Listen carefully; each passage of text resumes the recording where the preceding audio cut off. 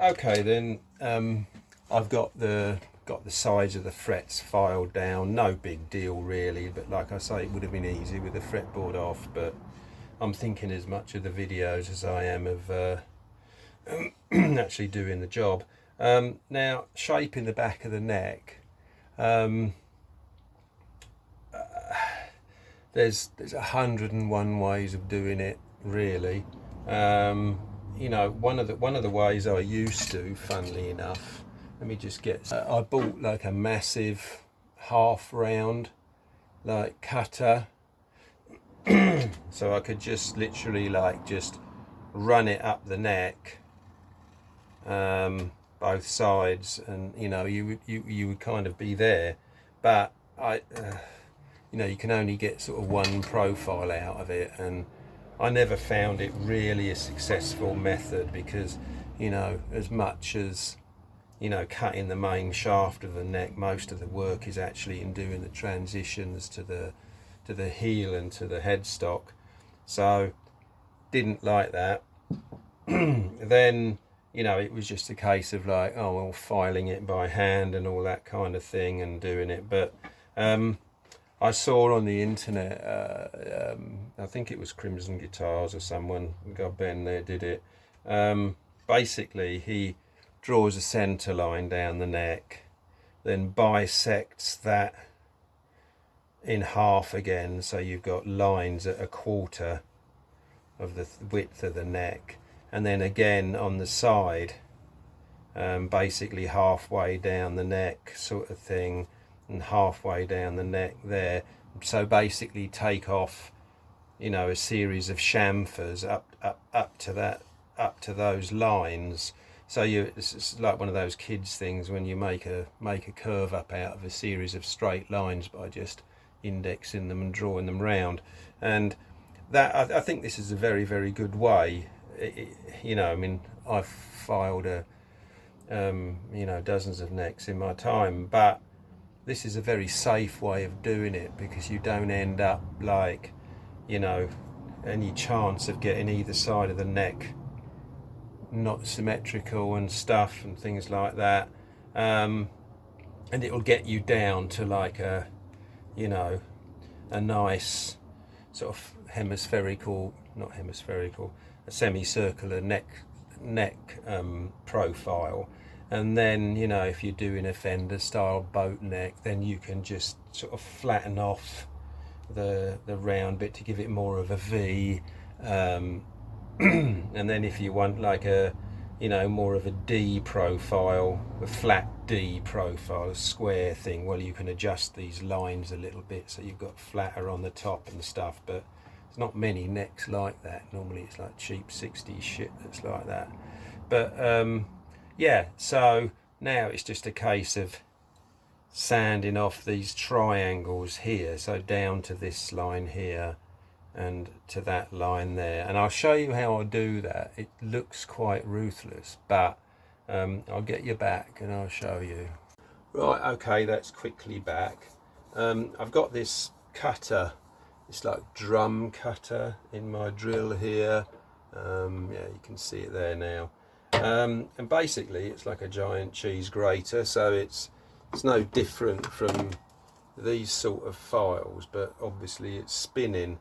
Now this looks a bit lethal, doesn't it, sort of thing, but surprisingly, I mean, I'm always one for making, you know, I don't want to sit there for like an hour like filing these bloody chunks away sort of thing. I don't mind when it gets down to finer stuff, but it's bloody hard work basically. So if you can do it like this, but this looks dodgy, and when I tried it, I thought, ooh, but it is very, very controllable and I quite like it. So I'll show you basically.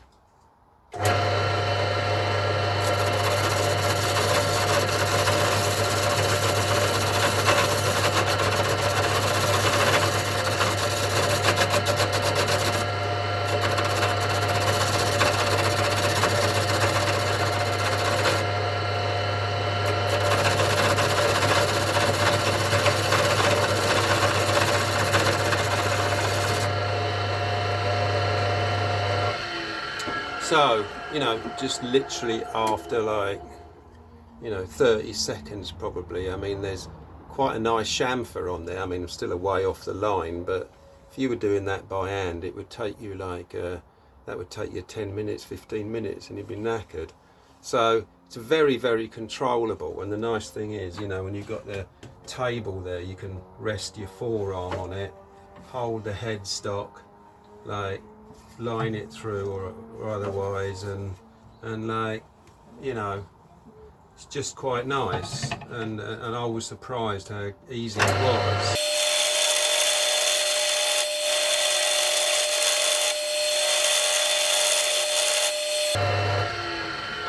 I mean, just look how nice and close I've got it to that line there. I mean, it's about 2 millimeters away, but it's straight all the way along. I'm about 3 millimeters away from it on the back, so, you know, running it into the transition here and things like that. But it's very, very controllable, and it just, you know, I always think when you're, you know, when you're struggling trying to file it by hand, you just get a bit rough and ready with it, and it's very easy to get a hollow in the neck, which just ruins it basically. You just have to go for an altogether thinner profile then, by sort of milling the top flat like that. We've not got any humps and bumps, or routing the top, we've not got any humps and bumps, and by doing this with the lines and stuff, you're getting everything nice and square and even. So, I mean, if you feel nervous using this, you can get it down to that sort of distance and then finish it off by hand with that Japanese rasps thing. But I'm okay using this and delighted that I've discovered it. So I'll get you back when we're further down the line. Right, okay. So I've got the first chamfers done each side of the neck here. I mean, we're obviously still miles away from where we need to be, but the spare wood that we had, you know, for the transitions to the headstock and the heel, I've also started thinning down, just taking off, you know, the beginning of the transitions there, so it's a bit more, you know, looks a bit more like a neck rather than a half round with chunks on the end. So we discussed this profile here yesterday on the neck heel. It's quite a D. I mean, I traced it from the guitar, and you know, so I know what I'm doing there. But the other things I did note on my plan here was like how the transition formed. So the curve of the transition, I mean, I laid a ruler on the back of the neck, and the curve of the transition starts halfway between the 12th and 13th fret, and then it goes steeper between the 13th and 14th fret, sort of thing. So it's not like a circular curve. And then here, I've like said, from the, you know, this is the first fret, which is the 23 millimeters that we had before, but I also made a note up here of the transition where at the nut the neck thickness was 23.7, so it was 1 millimeter more at the nut sort of thing than at the first fret. So you've obviously got a little curve there. But I mean, I'm actually quite familiar with you know, the calves of these necks and stuff, what the transitions should look like. But if you're not, you know, just get some good photographs up and have a real study of them, and just basically, you know, copy what you see. Don't just carry on blindly.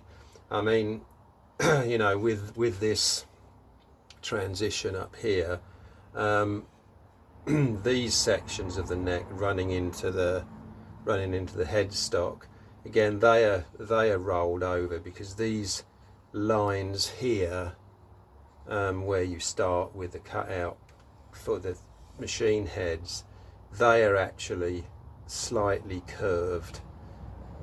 So the curve of the neck really runs out at these points, and these are slightly curved over sort of thing.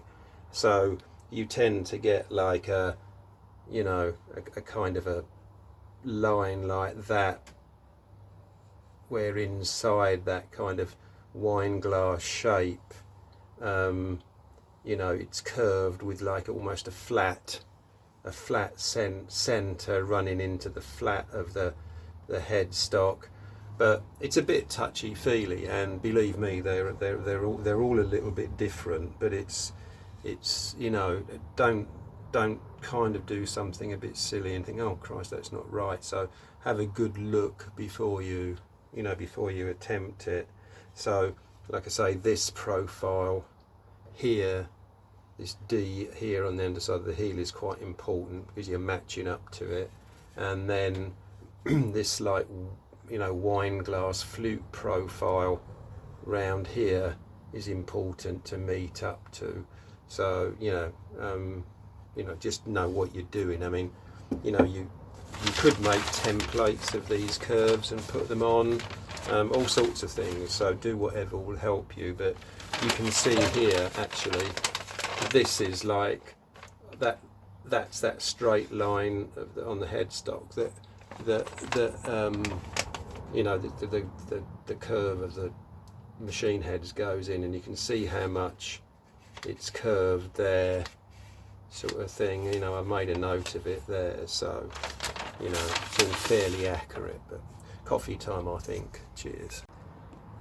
Right, okay, we're continuing with this neck, and I've actually cut out some profiles. I mean, you know, they're only on like that like plasticky tracing paper, but they're good enough to give you an idea of like how close you are. And you can see I'm absolutely miles out there. It's far too fat here, but at least it gives you an idea. You're not, you know, you can actually see when you come in, like that's the 11th fret mark there, so you can line that up.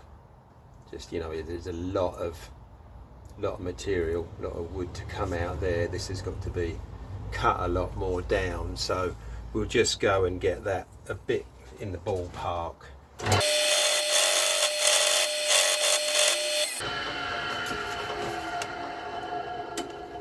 You know, now you can see, you know, we're actually getting quite a good shape there. Obviously it's got to come down a bit more there, so we're reasonable there. What I think I'll do is I'll take off the bit of this lump here.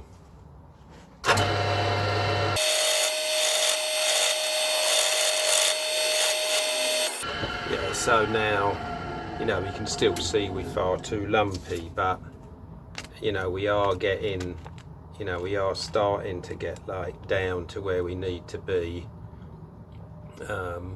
So this has got to come down a bit more, but I'm not too bothered about that yet. I just want to get the whole neck. I mean, this is a bit more difficult to judge, but I've got the first fret marked on there, and you know, you can just see that it's like far too bulky. So we'll take that down a bit more.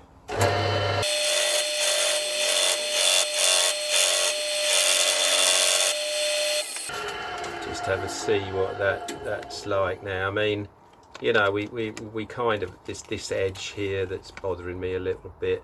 I think I will take some more off there just to get this transition started coming in. But what I don't want to do is catch the cutter on the back of the headstock where it's like parallel. So just careful to take that bit off.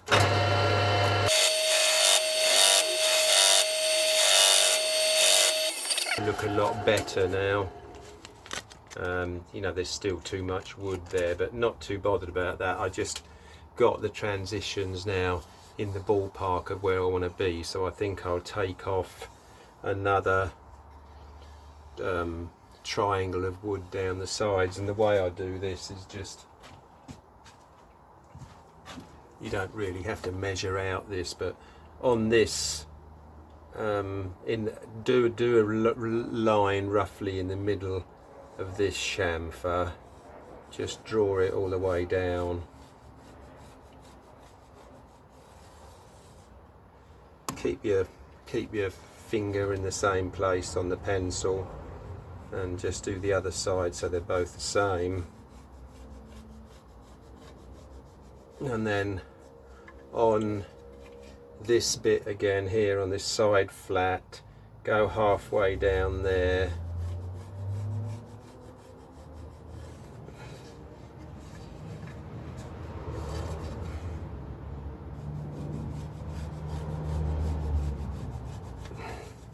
and now you've got another triangle marked, not triangle, but you've got another 2 lines you want to hack off between sort of things, so get those cut down.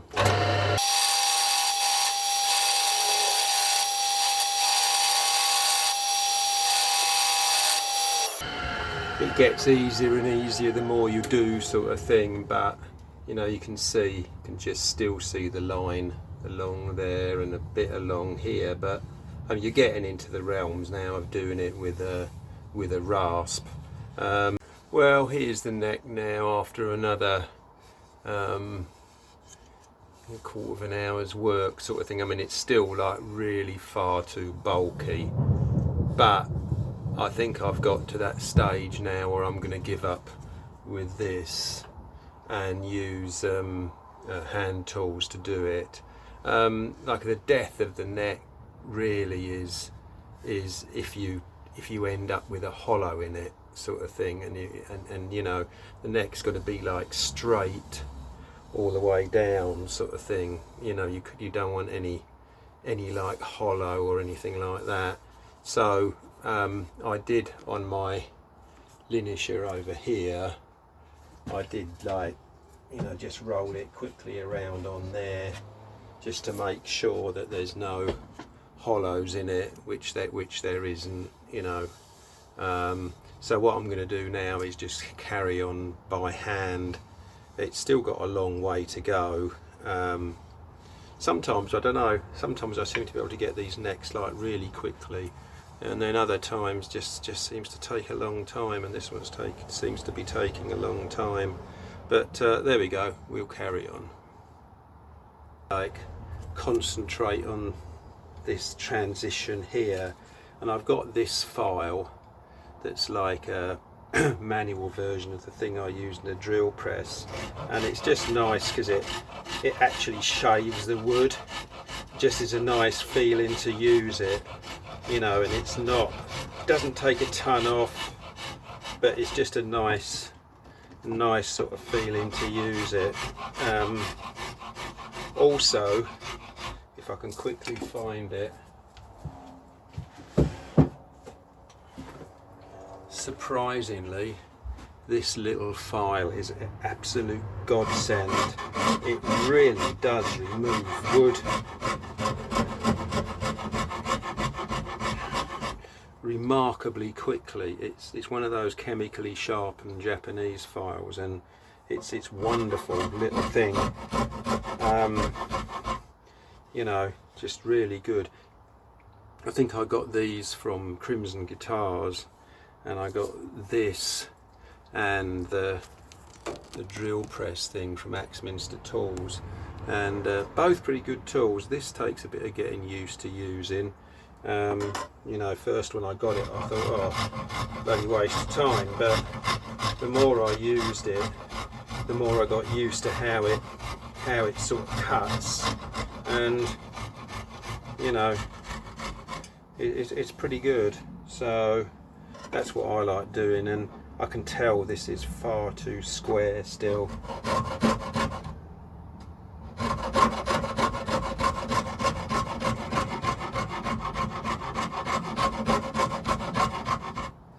So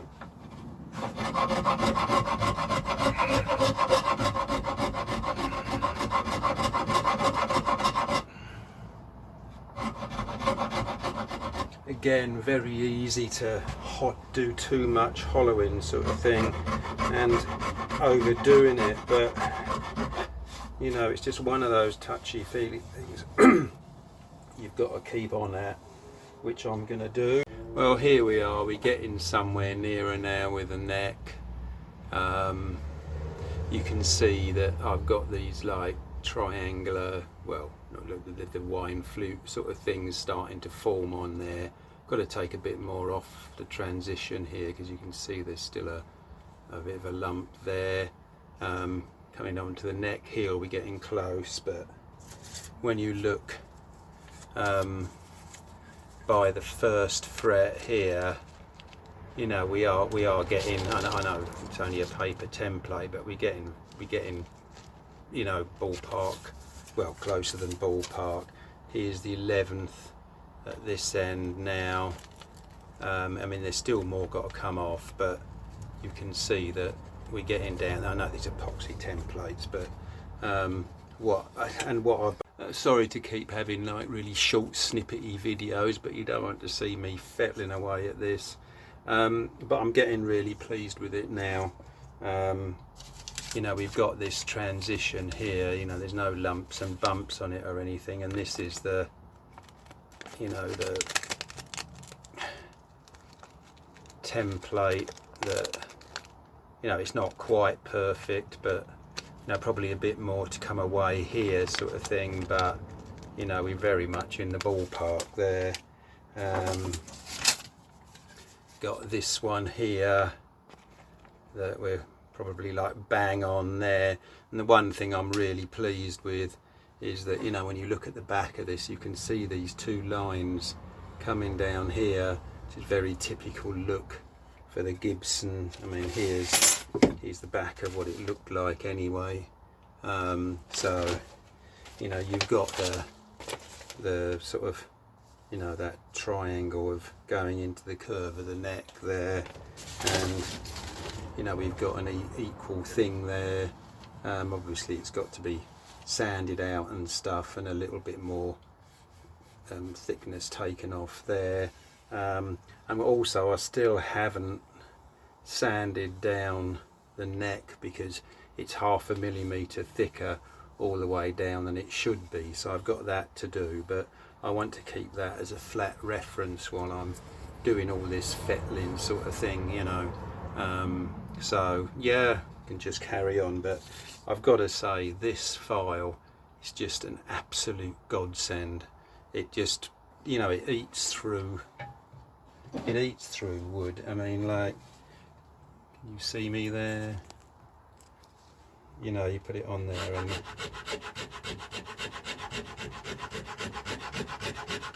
such a, you know, it's such a nice feeling that, you know, you're not sort of skidding over the top or anything. It did this with the soft mahogany. I mean, it's taken off that lump there now, and, you know, I can carry on fettling with it. It's probably more. Yeah, so here's the neck now, and we are very, very nearly there, all apart from finishing really. So it just shows it. Couple of things to do. This has got to be sanded down by 0.5 mil. That's fine, but we really are, like, you know, there on this now. And the last thing I did was shave off, or file off the flat on the back to give it a constant curve, and these were incredibly rough templates, but if we put that over the 11th there, you can see, you know, really, really close. And then if we put this over the first fret there, again, you know, we're really close there. I mean, you're not going to get it exact, but I'm sure now with just a little bit of sanding, that's the neck as good as done. So I'm very pleased with that. It took a bit longer than I thought. Sometimes I can rattle through these necks and but it seemed to take a lot of time to get this flute here nice, and but oh well, I'm pleased with it. It's, you know, the result's the important thing. And we've got no let me get the 6-inch, if I can find the 6-inch rule here. Foot one's too long, but you can see we've got no hollows or anything in the neck. You know, look round there. You know, we're all all right, which is the really important thing. You know, if you fuck anything up there, got a miserable neck. But yep, there we go. So that's all really good now, apart from sanding and stuff. And yep, let's give it a bit of a sand in, then I'll bring you back. Well, hi there again. Just a round off play today, sort of thing. I've just sanded the back of the neck now. Quick sanding sort of thing with quite a rough sandpaper, but you can see how nice it looks now. I actually sanded this down to, I think, you know, the 14.5 mil or whatever, then 15.5, with a bit of wiggle room so we can sand the top. But you know, you can see how nice it looks, like how Gibson-y it looks. I always think Gibson necks, whatever year guitar they come from, is so elegantly finished. You know, you have this lovely curve here, both sides. There's a nice line on sort of thing, nice sharp line. And then these two flutes up here look lovely, and I love the way that, you know, the beginning of the headstock is rolled round as well. You just don't get that on like cheaper guitars of the era, you know. So I think it's lovely. We checked the thickness and we're exactly on there. And I just wanted to show you now, this surface on the body we hadn't sanded or anything. It was just machine cut. So I've just given that a light sanding now, just to, you know, finish it. So let's, you know, I'm going to just show off again now and demonstrate. So the neck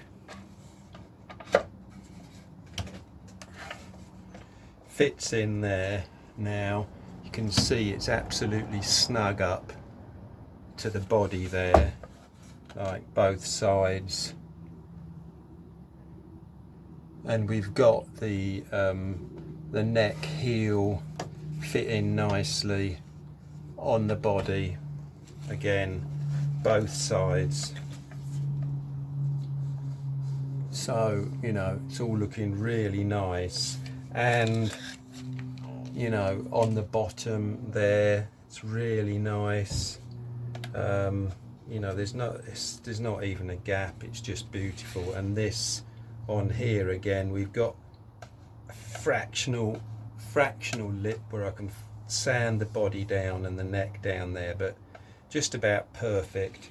So what I want to do now is just loosely put a clamp on it, just to like demonstrate, you know, how important it is to get these angles right. This clamp's got rubber, so there's just a quick clamp on there now. Okay, I'm not going to leave it balanced on the, oh no, it's balancing on the clamp anyway. So we'll put the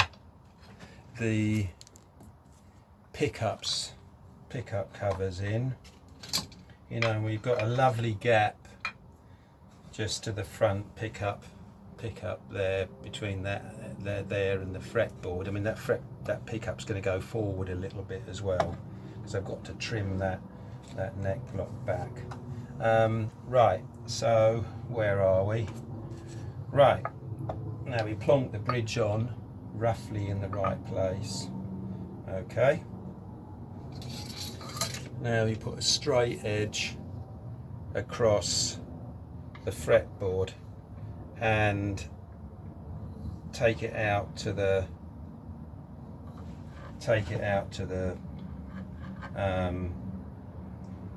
bridge, and we've got about 2 mil gap, so that will come up 2 mil plus the action. So the bridge is not going to be stupidly high at all. You know, it's just going to be about right with that three degree neck angle. I mean, we've got some fret work to do, taking the frets down a bit, but you know, that bridge is going to be a sensible height from the body, not too much. So that's worked out really well. I mean, well, hi there, and welcome back to 3R Guitars. Bit of a beery night last night, so I'm a bit slow. Good beer though. Right, yesterday we shaped the neck on the other one, on the other Les Paul.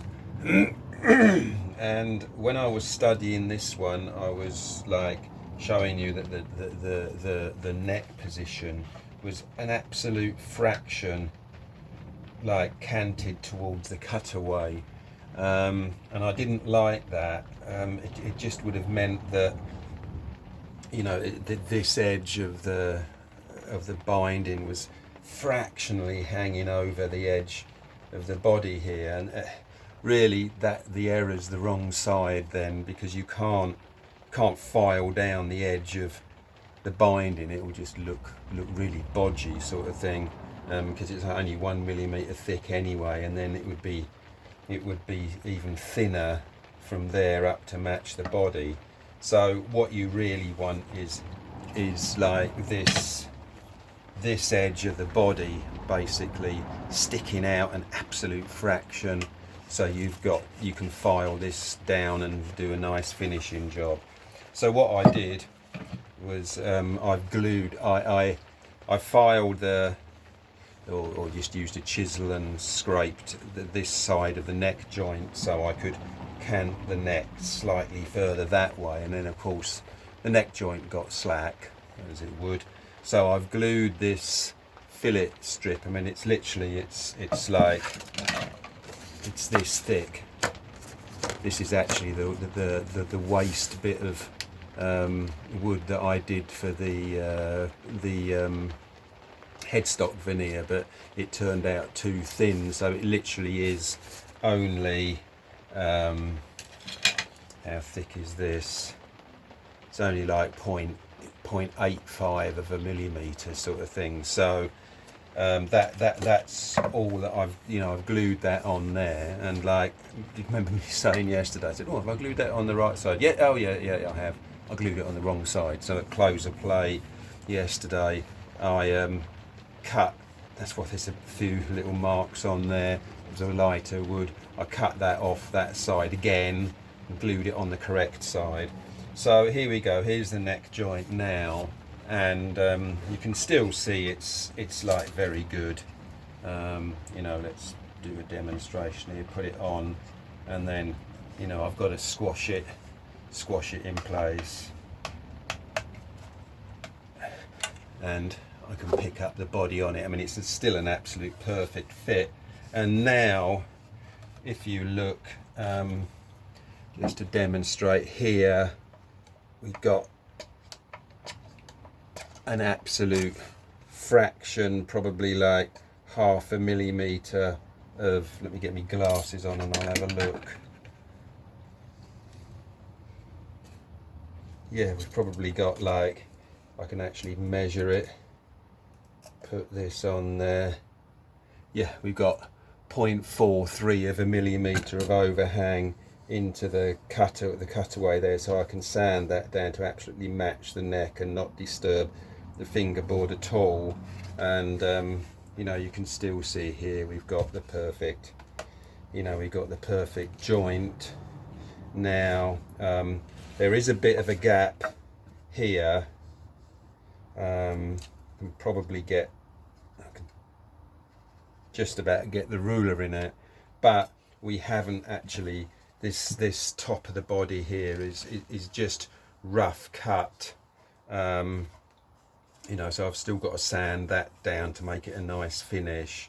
It was just the router cut there, and I've never sanded or prepared that. The only thing I'm a bit reticent about is that when I put the pickup in, I think there's too much of a gap between the end of the neck and the pickup.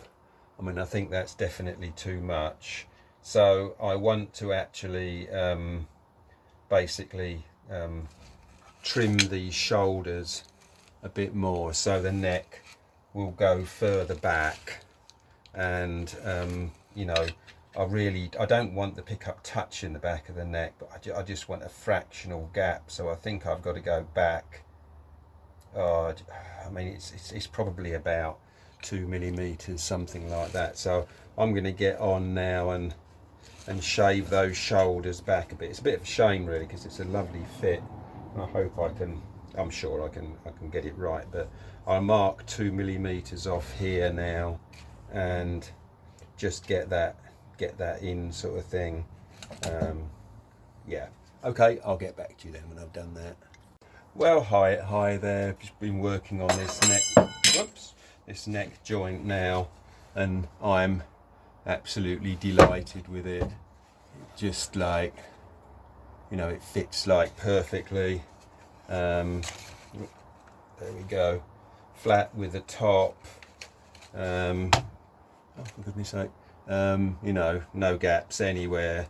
I just basically, there we go. I just basically shaved the shoulders back a little bit, and then we've also got now this tiny, like, you know, it's just over 1 millimeter probably, just a little gap till the front pickup now. So that's ideal. You know, we're absolutely fine with that. That's perfect. One thing, you know, when you shave the neck joint and stuff like that, now I am like crap at sharpening stuff, and it really used to get on my nerves that, you know, I'd buy a set of chisels, and as you can see, you know, the way I work, I'm not the bloody tidiest, and I just can't get into a habit of keeping everything immaculate. I do the job, put the tool down, move on to the next job. I know I should do it a lot more, you know, professional looking, but I can't. And as a result, you know, when you use chisels for screwdrivers, well, not that bad, but, you know, whatever, they get blunt, and it always frustrated me. I tried multitudes of like different sharpening tools and stuff like that, and, you know, when you're doing shaving round a neck and stuff like that, you need something sharp. And, you know, just to see where I am with it now, no, this is just like razor sharp, you know, it just cuts through like paper like easily. And what I did, I bought one of those Tormek sharpeners. I mean, they are the Rolls Royce of sharpening whetstones, sort of thing. I mean, they are a couple of £100, I think I paid for it, but they're very slow moving, bathed in, the wheel is bathed in water. You can just see it at the back here, and on one side it's got like the sharpening stone, and on the other side it's got like a leather wheel kind of thing, but it only goes like that fast, you know, probably a few hundred RPM sort of thing. So you don't, not like a grindstone where you don't overheat the edge of the chisel, and you know, you're heat treating it basically in the wrong manner. That keeps it cool and everything. But I bought that, and I absolutely love it. It's got a jig that you can hold things at the right angle and whatnot, but you know, just for, you know, just quickly sharpening a tool, it's wonderful. And like I say, you know, just razor sharp, it's great. So anyway, this neck now is in the right place. So if we do the same as we did like yesterday and just confirm everything is correct, let's get my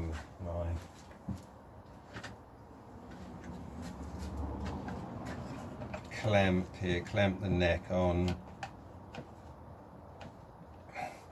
So there we go. Just check that that's a bit. There we go. So that's in the right place now. So if we put the pickup, what it's in, get my long ruler. You know, we're about, I can tell we're exactly right there. The gap to the pole there, over there. Put it this side. Of course we can't, this is in the way, but you know, we like exactly the same. this side of the neck. So we're all good with position of the pickups and the neck in a line, and then looking at the Plonker arbitrary bridge on here, we're exactly like the other one. You know, we've got a few millimeters gap to the top of the top of the bridge. So when the bridge is on, I mean, not forgetting under these bridges you have like the posts with like wheels at the bottom, and the bottom flange is probably like about 2 pennies thick, I'm guessing, something like that. And you know, we're absolutely fine there. No, which is really nice. We've just got like the, you know, perfect angle with a you know, the frets filed down a little bit and a action put on it, sort of thing. That's really nice. It's not going to be silly high or anything, so it's exactly the same as the other one anyway. But now, so we're good with all that, I think.